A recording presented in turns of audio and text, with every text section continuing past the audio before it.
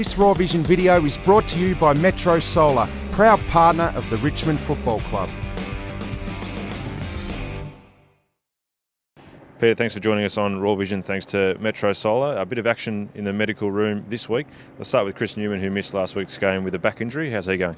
Yeah, Chris copped a pretty big knock to his back, knee to the back last week. He got crunched quite hard, and it was pretty sore for the whole week. And we just couldn't get him up to play. But this week we're hoping he can train and hopefully be available for selection this weekend. Troy Chaplin, the other one who pulled out late from the game on the weekend. How's his calf going? Yeah, pretty good. It was pretty minor, but he just wasn't good enough to play. Come off a hard deck up at the Gabba and played a lot of game time and played at pretty high intensity, so he pulled up a bit sore, but we're expecting him to play this week. Ben Griffiths, who obviously missed most of the second half there with a calf injury as well. Is he at the minor end of the scale as well?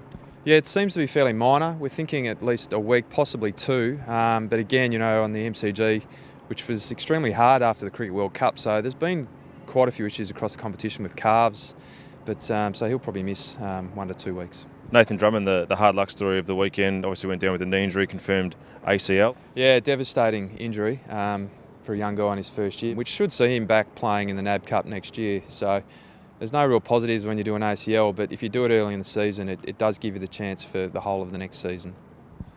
Just go on to a couple of the guys that have come back from injuries. They've been out for a few weeks. Dylan Grimes, hamstring injury. How's he tracking? Yeah, Dylan will play this week, so he'll train all week and be available for selection. Reece Conker, similar with a hamstring injury.